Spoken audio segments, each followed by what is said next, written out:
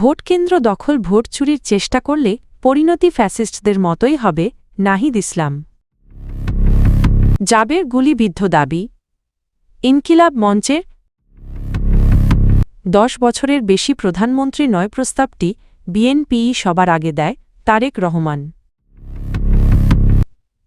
নাসির উদ্দিনের 8 দফা ইশতেহারেতে কি আছে? ক্ষমতায় গেলে পাচার অর্থ খুঁজে বের করে রাষ্ট্রীয় তহবিলে ফেরত আনা হবে। জাতীয় নাগরিক পার্টির এনসিপি আহ্বায়ক নাহিদ ইসলাম ভোটারদের নির্ভয়ে ভোটকেন্দ্রে যাওয়ার আহ্বান জানিয়ে বলেছেন, কেউ যদি ভোটকেন্দ্র দখল বা ভোট চুরির চেষ্টা করে তাহলে তার পরিণতি হবে ফ্যাসিস্টদের মতোই। তিনি সতর্ক করে বলেন, আগামী 12ই ফেব্রুয়ারি এমন কোনো চেষ্টা হলে দেশে আবারও 5 আগস্টের মতো গণঅভ্যুত্থান ঘটবে।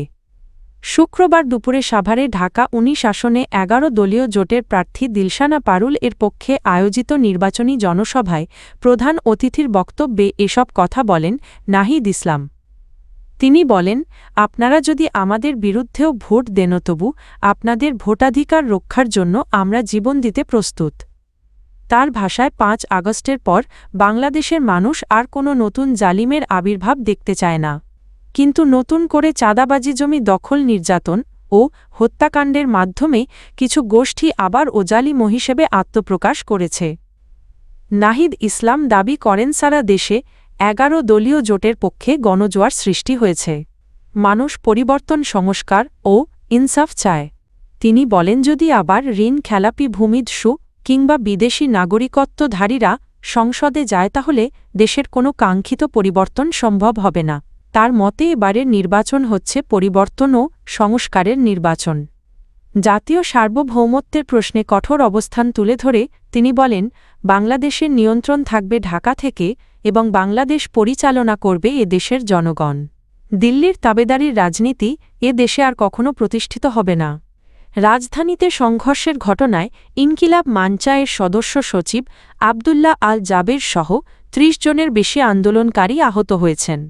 আন্দোলনকারীদের দাবি, আবদুল্লাহ আল জাবের গুলিতে আহত হয়েছেন।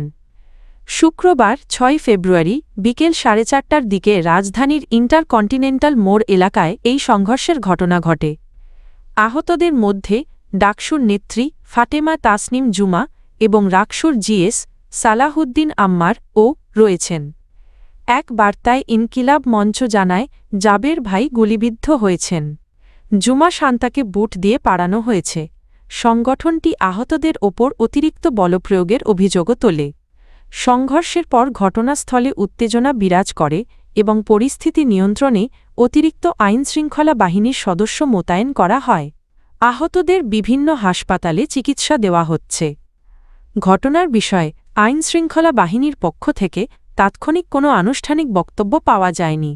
বিএনপি চেয়ারম্যান তারেক রহমান জানিয়েছেন, জুলাই সনদের বহু গুরুত্বপূর্ণ বিষয় বিএনপির ঘোষিত 31 দফার সঙ্গে সামঞ্জস্যপূর্ণ। এর মধ্যে অন্যতম হল, একজন ব্যক্তি সর্বোচ্চ 10 বছরের বেশি প্রধানমন্ত্রী থাকতে পারবেন না।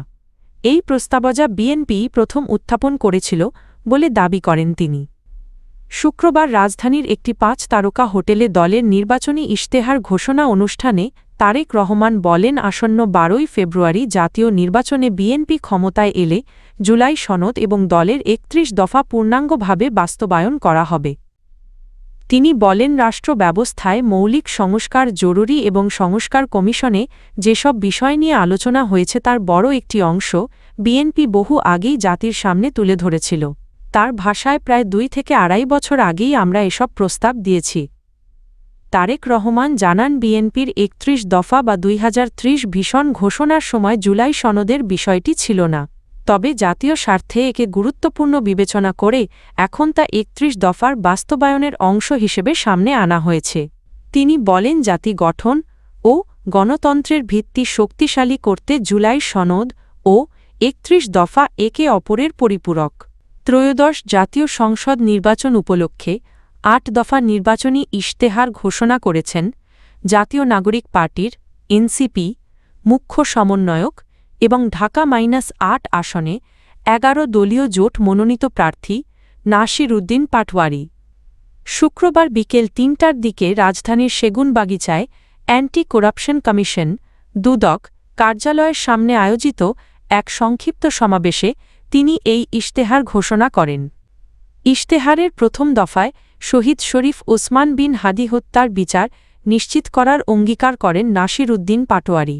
তিনি বলেন, সংসদ সদস্য নির্বাচিত হলে জাতীয় ও আন্তর্জাতিক পর্যায়ে চাপ প্রয়োগের মাধ্যমে এই হত্যাকাণ্ডের ন্যায়বিচার আদায়ই হবে তার প্রধান অগ্রাধিকার। দ্বিতীয় দফায় ঢাকা-৮ এলাকাকে চাঁদাবাজি, মাদক ও সন্ত্রাসমুক্ত করার প্রতিশ্রুতি দেওয়া হয়।